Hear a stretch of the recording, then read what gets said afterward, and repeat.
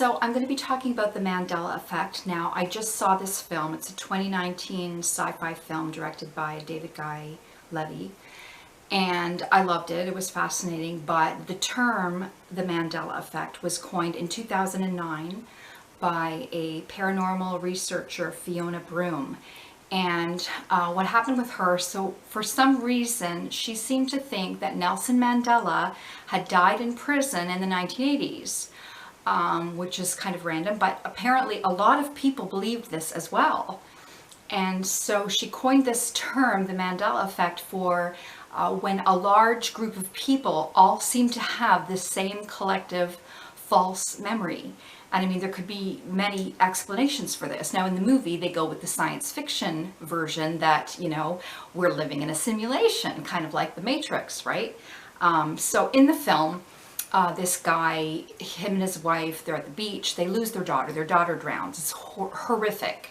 So obviously the parents are grief stricken and going through the stages of grief, like denial, and the wife at one point says it doesn't feel real. And anyway, and of course sleep deprivation doesn't help either, and when you go through trauma, that does tend to distort your thinking and your memories.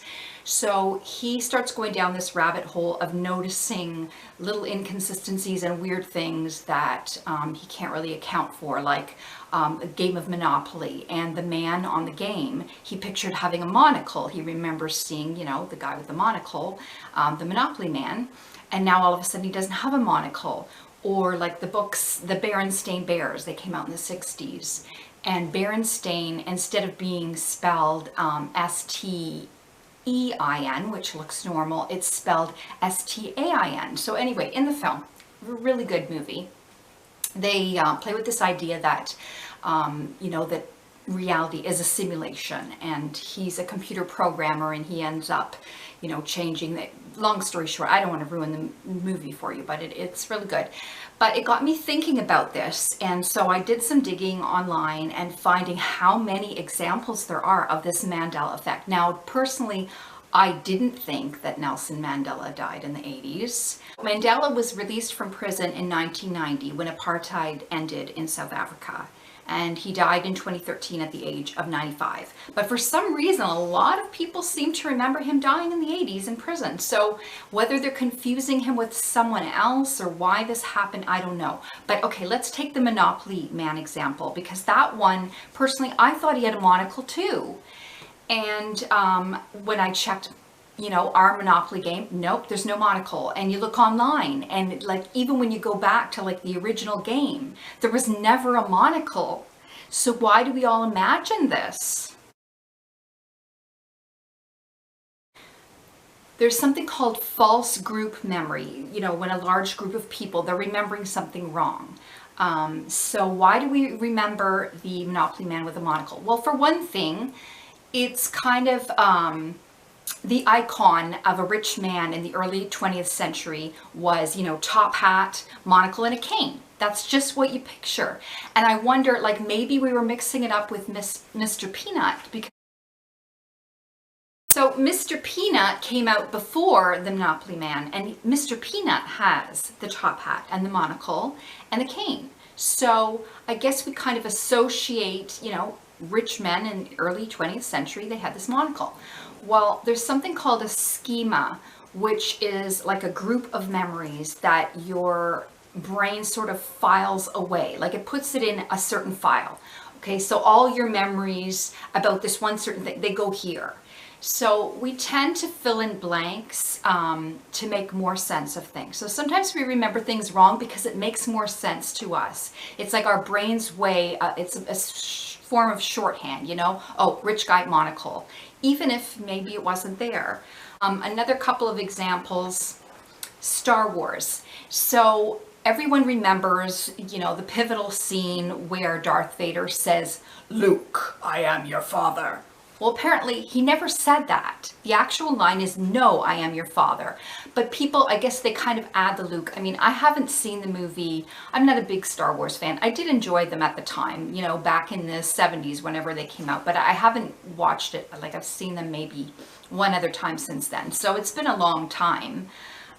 So yeah, I don't really remember, but I can picture people saying, Luke, I am your father. Oh, another movie example, Casablanca. Everyone pictures Humphrey Bogart saying, play it again, Sam. Well, apparently that it's not even in the movie. I mean, I haven't seen the movie in a long time, so I couldn't really corroborate, but apparently Ingrid Bergman's character is the one that says that. And then things like, okay, Lucy, I love Lucy. Lucy, you got some splaining to do. Everyone pictures Ricky saying that, and I know many comedians and impersonators, that's the line that they say. Lucy, you got some splaining to do. Apparently he never did say that.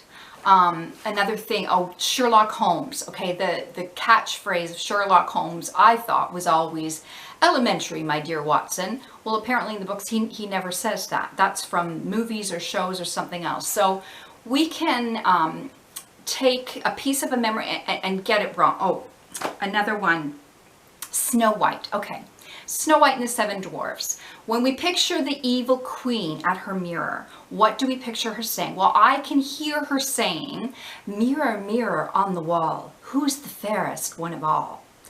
But the 1937 Walt Disney film, Snow White, the actual line is apparently, magic mirror on the wall, who's the fairest one of all. So why would we all get it wrong? Where are we getting this mirror, mirror from? Well, Walt Disney didn't write Snow White. It was the Brothers Grimm. It's a Grimm's fairy tale. And in their version, which I think it's a more poetic line, mirror, mirror on the wall. That's what we grew up with. It's a fairy tale that was read to us. So even if Disney changed it, we don't remember that version. We remember the actual, you know, the book fairy tale version, which is mirror, mirror on the wall. So at least that's an explanation for that one. Some of the other ones, not really sure, just people misremembering, but so many people misremembering. Oh, another one, apparently Sex in the City is Sex and the City. I thought it was in. I used to watch the show. I thought I had a couple of the DVDs. I couldn't find them, but I thought it was Sex in the City because Sex and the City doesn't even make sense. Why would it be and the city? She lives in the city. So I think another thing with the Mandela Effect, I think if something doesn't make sense to your brain, you're going to remember in a way that makes more sense because that's just what our minds do. They fill in the blanks. Like when Michelle and I used to watch Brain Games, they have a lot of optical illusions and things that fool you. And you could swear that it's real, but then you find out the truth and it's like, okay, your mind is tricking you. Like for instance, two lines that are the exact same length, but if a picture is superimposed where there's a perspective and that the other one, the line on top looks like it's further back, we will imagine it being longer because our brain knows that if something is further away and looks the same size as the thing that's closer, this one must be much longer. So it's an illusion because the lines are actually the exact same size. Or there was one where they had a table and they put it this way and it looked so much longer the other way, and then you realize no, they're the exact same size. Or they had like they show a negative image and you stare at this little X in the middle of it, then they take the image away and just have a white screen and you can see like the actual image, you know, the positive version of it, because it's like that, it gets burned into your retinas from staring at the opposite. Like they had Mona Lisa, okay? So they had the negative image of the Mona Lisa and you're staring at this X and then they take everything away. It's a white screen and yet you can see the perfect painting of Mona Lisa. And you'd swear it's there even though it's not. So your eyes can be fooled, your mind can be fooled, you can misremember things. The problem is memory is faulty. Like it's malleable, you can get things wrong, it can be distorted. Like another thing in the Brain Games, they had this fake incident, like they acted out a crime and then there were eyewitnesses and they had to give a story. Well, you ask 20 different people what happened, you get 20 different stories. Eyewitness testimony is faulty. And sometimes the ones that swear they're so certain, they're the ones that are dead wrong.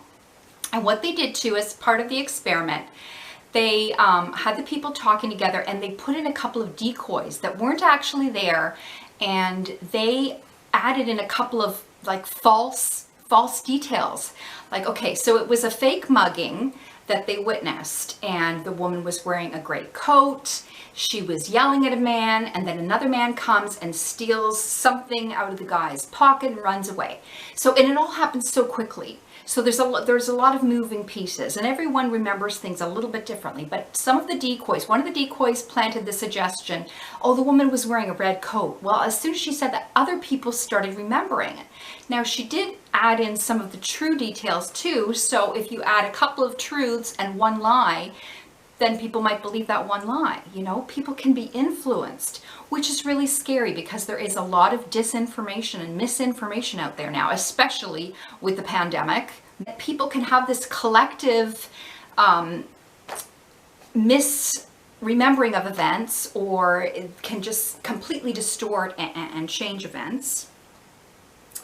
Some other examples. Looney Tunes. People picture tunes being spelled T-O-O-N-S because they're cartoons, but there's also a lot of music in it, and symphonies, and it's actually spelled tunes, T-U-N-E-S. Oscar Mayer. I remember those commercials. I wish I were an Oscar Mayer wiener. I was sure that it was spelled M-E-Y-E-R, but apparently it's M-A-Y-E-R. So, and I think there was actually a song about that too. Baloney. My baloney has a first name, it's O-S-C-A-R. My baloney has a second name, it's M. See, I still want to say it's M-E-Y-E-R, but it's M-A. I don't know. The thing is, when things are so long ago, like, how can you be absolutely sure? Okay, Berenstain Bears. This is one of the big ones. They mention this in the movie as well. Okay, so the way I remember it being pronounced Berenstain Bears, but being spelled like Berenstein, S-T-E-I-N. That's just what I remember, and I'm sure, like, I can picture it in my mind. Now, I wasn't a huge fan of the books. I remember reading them as a child, and then Michelle, I remember her maybe taking them home from school, from the library, whatever. So I've seen them, but I could swear that it's spelled S-T-E-I-N. Well, apparently the actual spelling is S-T-A-I-N. So why do so many people misremember this? Well, because there are inconsistencies. So, I mean, there is part of me that believes, sure, it's entirely possible that we're in a multiverse, that there are multiple universes, alternate realities, parallel universes, whatever. That is possible. But I also believe in Occam's razor, that the simplest explanation is usually the right one. The simplest explanation is that we're misremembering things, or that things were misspelled. Apparently there were knockoff books. There were cheap versions of the Berenstain Bears and they were spelled wrong. Or when there was a special on TV, in the TV guide, it's spelled wrong. Or even if you search on eBay and put in Berenstain Bears with S-T-E-I-N, it'll bring up all kinds of results, and yet in the picture it's S-T-A-I-N. So I tried to find a picture of the E-I-N way, and it was very hard to find. I did find somebody had VHS tapes with the Stein spelling, and others had, there were a couple of books that had the Stein spelling.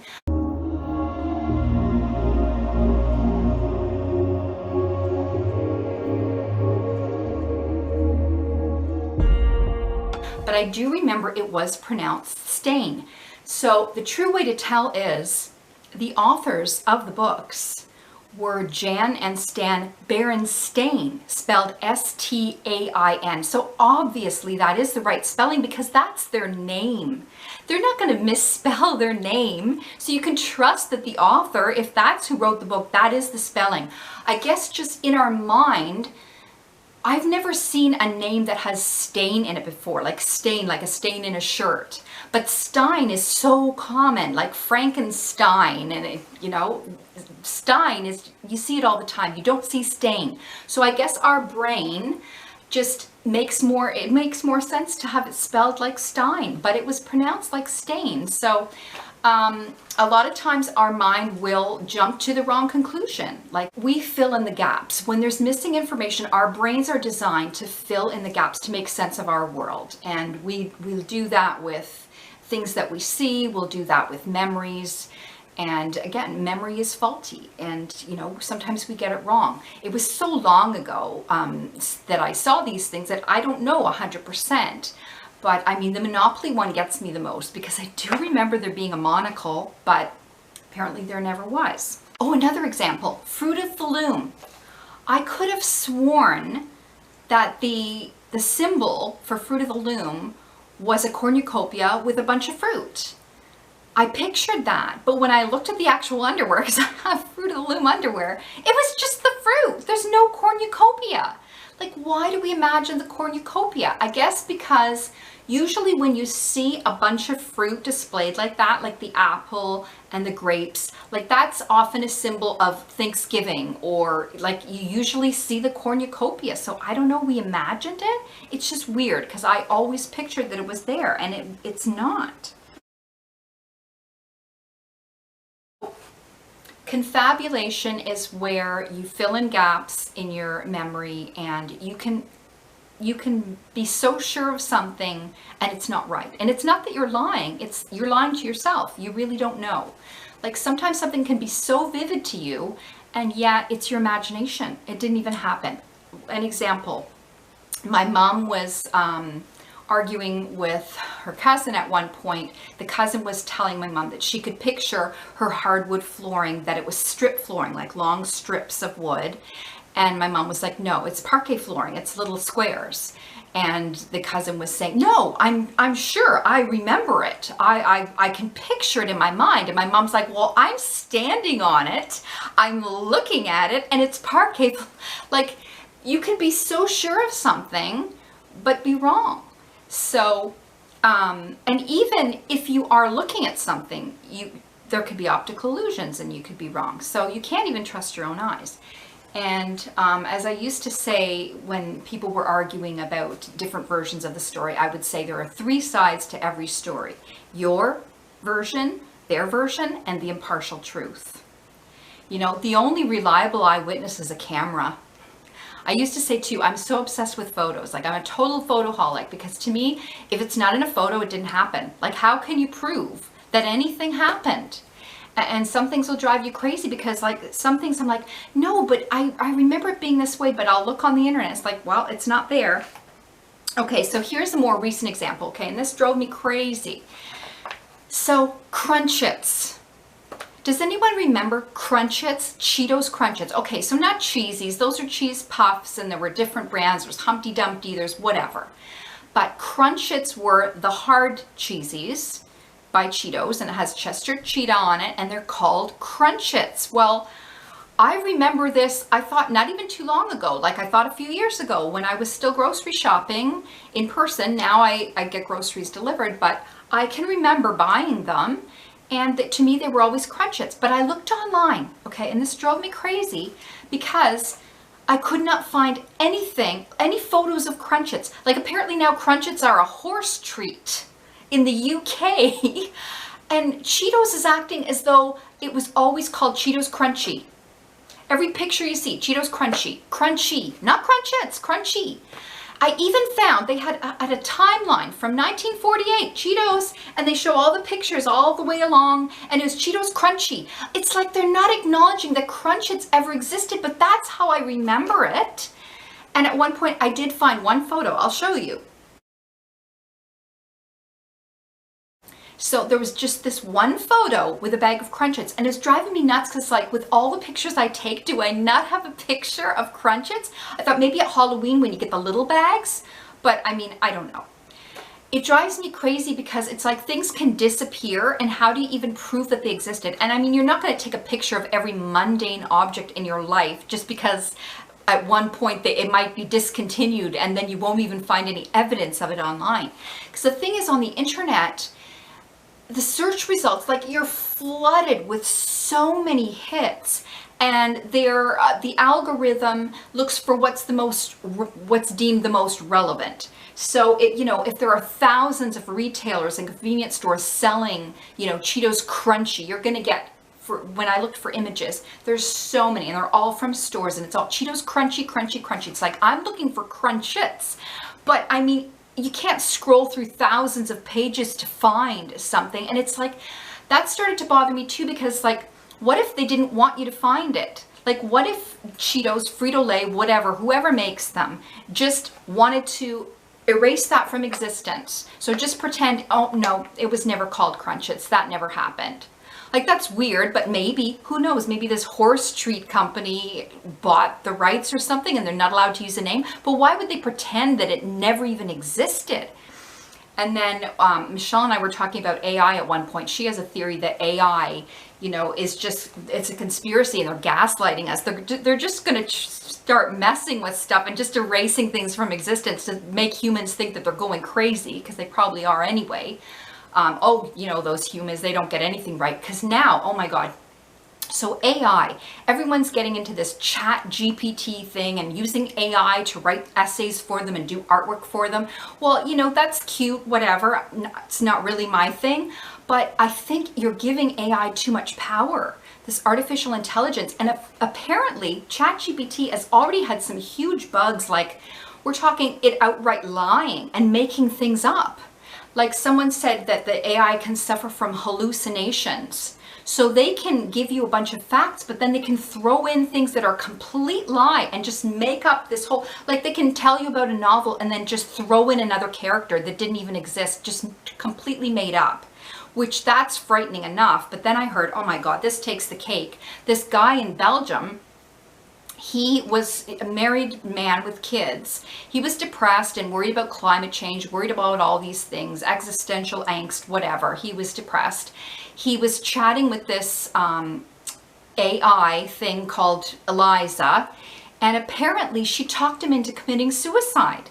And she said it as casually as if she was suggesting he go for a walk. Oh, well, I think it'll give you peace. He killed himself because a robot told him to. Like, is no one else afraid of this? Like, this is an AI apocalypse. I mean, the more control you give to AI, who knows what they can do. And I mean, when I was searching the internet for Crunchits, it occurred to me that if someone doesn't want you to find something, they can scrub the internet. Like, especially if AI is in control, they can go through and find any evidence of that name or that, and just like delete it, or make it so hard to find because all these other things are being promoted and the truth is being suppressed. Like, even on Twitter now, one of my biggest allies on Twitter, all of a sudden I couldn't see her replies. They were hidden. If I'm logged out and I look at my tweet, like, it shows hidden replies, and you have to click additional replies that may contain offensive content, and none of her content's offensive, by the way. So I almost thought she was ignoring me, or that I'd alienated her somehow, and because she wasn't replying to me. And then I asked her about it in a message and found out, no, she's replying to everything. I can't see her replies anymore. They're hidden. It's like she's shadow banned, or I'm shadow banned. So shadow banning is like a subtle form of trying to limit engagement. Like, you're not suspended or banned, but it's like just your replies are hidden, or other people's replies are hidden from you, so you can't interact with them. You're suppressed, you're silenced. Some people were saying if they mentioned COVID, they felt like their tweets weren't being seen as much, that the algorithm favors, right-wing propaganda and minimizers over, say, the COVID cautious community, which, Twitter is one of the only places where people are still telling the truth. So it's pretty scary that a right-wing nut like Musk has bought it and is now breaking it on purpose, because there's so many glitches and bugs. It would be hard to prove, is this just like a glitch that now replies are hidden? Or is this intentional suppression and censorship, from the guy that said he was all for free speech as long as he agrees with what you're saying? Because if he doesn't, he's just going to shadow ban you. But anyway, there's so much going on now, but I'm getting a little bit off topic. But the point is, we can misremember things, our memories can be distorted, but also, what if, because a lot of what we learn, a lot of the facts that we learn about are on the internet. And what if the internet is being manipulated? And what if things are being changed or suppressed or hidden or deleted or I don't know what? Because this Crunchits thing, like that to me, it's just weird. Like why can't you find Crunchits? Like I wish I had a bag of Crunchits with the old name on it to prove it. But I did find one. But yeah, a lot of these things, I don't know. There are several different explanations. The most logical is memory is faulty, and sometimes we do fill in the blanks the wrong way. But yeah, it could be something else going on. Maybe someone is trying to drive us crazy, you know. Who knows? Maybe AI. But, oh, another example, the Queen song, We Are the Champions. I remember it ending with, we are the champions of the world. But apparently, it just ends with We Are the Champions. And then the music. It doesn't sound right. And I remember as a kid, because my sister had the 45 record. And I remember playing it. And I can remember it. And apparently a lot of people, most people remember it that way. I guess because the other times that they sing the chorus through the song, it says we are the champions of the world. But then at the end of the song, I guess he just changed it up, but we don't remember it that way. Once again, our mind is filling in the blanks so that things make more sense to us. Because the song, the way that it really is, it sounds strange.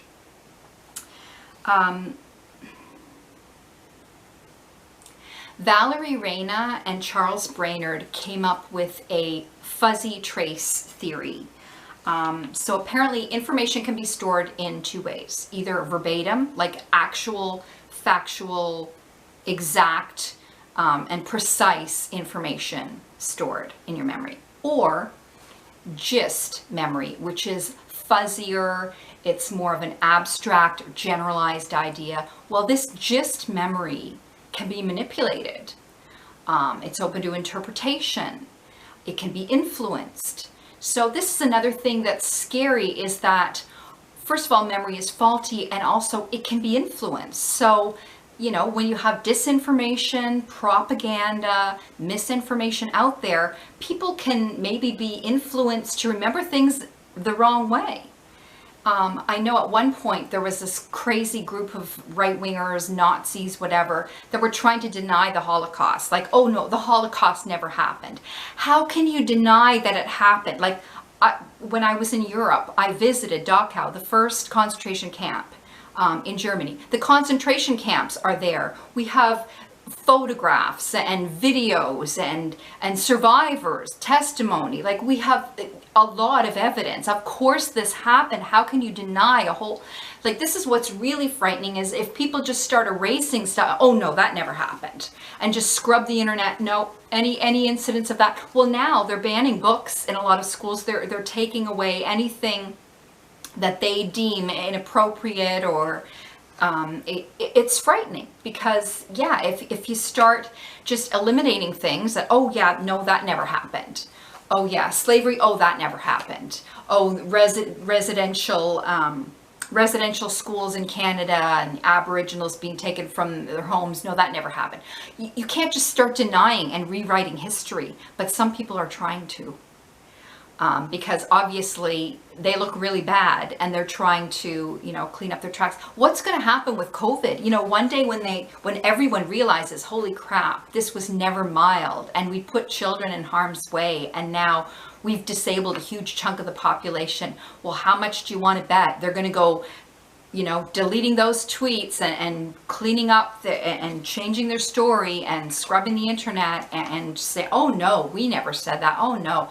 What they will say is that they're not criminally responsible because they left it up to individual responsibility. That they said, you do eugenics, you do you. You know, you can wear a mask if you want. We'll gaslight you that you're, you know, overly cautious, and we'll probably bully and attack you if you do mask. But you can mask if you want, but nobody else is doing it, you know, and people follow the crowd. When the majority of people believe something, that seems like that's normal. That seems like it's reality because it's a shared reality and perception. But right now, the majority of people are believing a lie. They're believing the pandemic's no longer an emergency, especially since the World Health Organization declared that it's not, even though in the next breath, Dr. Tedros was saying, someone still dies from COVID every 3 minutes. Oh, but it's not an emergency. What would an emergency be then?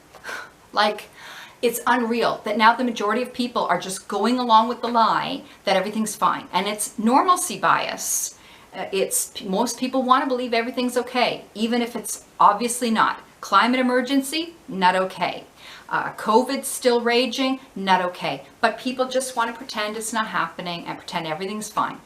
Another thing that affects our memory is confirmation bias. You have a certain set of beliefs and a way of seeing the world, and you tend to pay more attention to the things that agree with your beliefs, and you tend to disregard or ignore the things that challenge those beliefs. So somebody that thinks, oh yeah, COVID's mild, it's just a cold, it's fine. They are only going to listen to the minimizers that support that. They're going to ignore, they're going to call, the COVID cautious like me, they're going to call us fear mongers, and they're going to disregard everything we say, even though we have a mountain of evidence proving the damage that COVID does to every one of the organs, the brain, the heart. The evidence is overwhelming. But of course, the anti-vaxxers are blaming everything on the vaccines. The vaxxed and relaxed think, oh no, I don't have to worry. So everyone, like both the left and the right, both sides now have lost their freaking minds because they're both just pretending that everything's fine and ignoring people becoming disabled and being hospitalized and dying all around them. And no one wants to blame COVID. So many singers now have had to cancel their concerts. Celine Dion now has some stiff body syndrome, which incidentally is caused by COVID, but nobody wants to say it. And even when they cancel their concerts or they give health reasons or just vague because of illness, that now they're no longer performing. It's like everyone's just in on this lie and pretending that it's not happening. It's like, oh my God. So yeah, it's a scary time to try to find the truth because it's hidden, it's suppressed. Good luck finding it, and no one wants to hear it anyway. But yeah, I'm getting a bit off topic, but yeah, I found this concept very interesting. I love the movie, and yeah, the concept of the Mandela Effect. There is a little part of me that thinks maybe there are other universes, timelines.